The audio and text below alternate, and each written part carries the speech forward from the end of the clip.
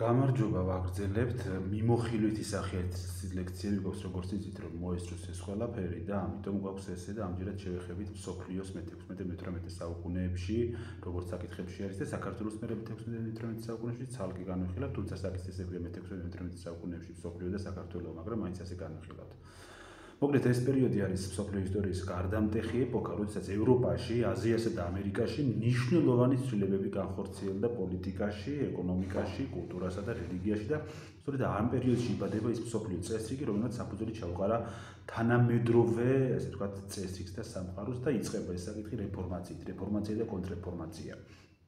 1517 წელს მარტინ ლუთერის მიერ 95 თეზისის გამოქვეყნებამ გერმანიაში საფუძველი ჩაუყარა რეფორმაციული მოძრაობის დაწყებად რელიგიაში, რა თქმა უნდა, რომელიც პროტესტანტული ეკლესიების შექმნით დასრულდა მერე.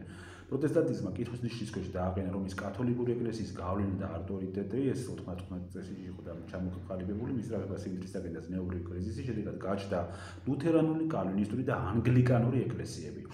კათოლიკურმა ეკლესიამ სამწუხაროდ დაიწყო გვიან კონტრრეფორმაცია, ახალი ორდენებისა და კონტროლის მექანიზმების შექმნა, იეზუიტების ორდენის შექმნა, ტრიენტის კრებამ და ინკვიზიციამ სადაც ეკლესიის გავლენის აღდგენა და დოგმატური ერთიანობის დაცვა.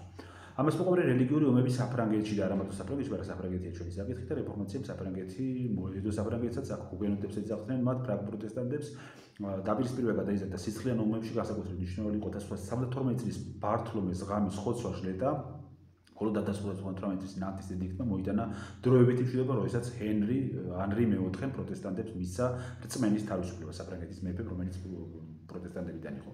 ჰაბსბურგები არის შემდეგი და მე-16 საუკუნეში ევროპაში წამყვანი დინასტია ხდება ჰაბსბურგების გვარი კარლოს მეხუთე ჰაბსბურგმა გააერთიანა ესპანეთი, ავსტრია, ნიდერლანდები და ამერიკული კოლონიები, მაგრამ ვერ შეძლო პროტესტანტული მოძრაობის ჩახშობა.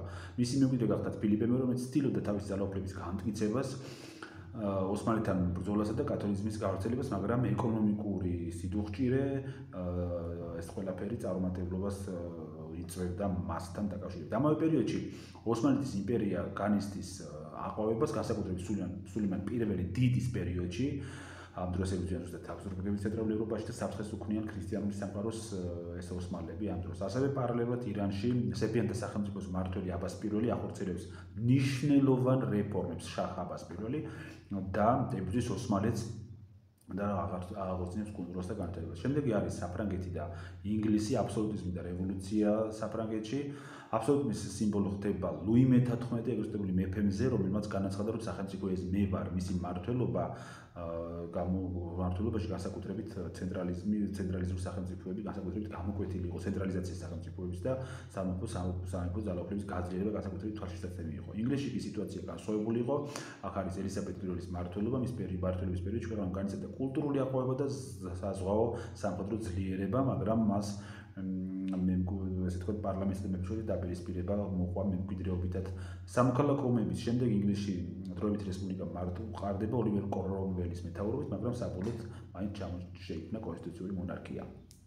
ამ საკითხებში შედის 30-წლიანი ომებიც, ეს კონფლიქტი 1650 წლებში მიმდინარეობდა ევროპის მთელი ტერიტორია მოიცვა მან და თავდაპირველად რელიგიური ხასიათი ჰქონდა კათოლიკებს და პროტესტანტებს შორის, თუმცა შემდგომში, რა თქმა უნდა, მან პოლიტიკური ხასიათი და ინტერესებიც შეიძინა. ომის შედეგად დაინგრა ბევრი გერმანული ქალაქი, შემცირდა მოსახლეობის რაოდენობა და აშკარა გახდა, რომ ძალთა ბალანსი პოლიტიკაში უფრო მნიშვნელოვანი იყო, ვიდრე რელიგიური ფაქტორი.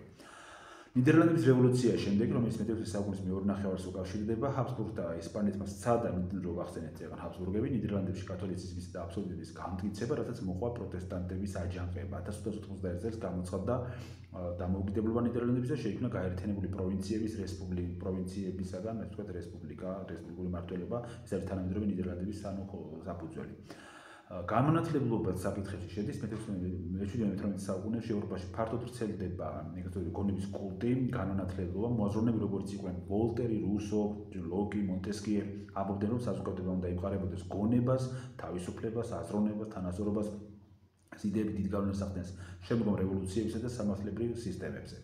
ახლა გადავდივართ რუსეთზე. რუსეთში ივანე მე-4 რისხანი აყალიბებს ძლიერ მეფობას, მაგრამ მისი მმართველობა აღინიშნება ტერიტორიათა და შიდა დაპირისპირებით. პეტრე პირველი კი ცდილობს რუსეთის ევროპეიზაციას, აშენებს ახალ დედაქალაქს პეტერბურგს, ამკაცრებს სახელმწიფო კონტროლს და ქმნის ძლიერ არმიას. ჩრდილოეთ ამერიკა და აშშ-ის დაბადება. მე-18 საუკუნეებში ინგლისი აყალიბებს 13 კოლონიას ჩრდილოეთ ამერიკაში 1716 წელს ეკონომიკური და პოლიტიკური დახმარების ფონზე ამერიკელებმა გამოაცხადეს დამოუკიდებლობა და დაიწყო დამოუკიდებლობის ომი, რომლის შედეგად შეიქმნა ამერიკის შეერთებული შტატები, პირველი დემოკრატიული რესპუბლიკა თანამედროვე სამყაროში, რომელსაც შემდგომ მთელი რიგი გარდახევი მოახდინა მთელ მსოფლიოში. მოკლედ, მე-18 საუკუნეებში იქმნება საფუძველი თანამედროვეობისათვის ამ პერიოდში. ვხედავთ აბსოლუტიზმის აპოვებას, მაგრამ ასევე ხალხის რევოლუციურ შემოსვლას პოლიტიკაში.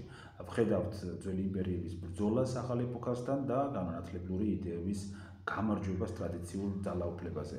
ეს საუკუნეები გვააზროვნებს იმ მხრივ მიყავს ჩვენი აზროვნება, ისტორიაში პროგრესი ყოველთვის იწყება კრიტიკით, აზროვნებით, გონებით, სიმართლის ძიებით და ასე შემდეგ.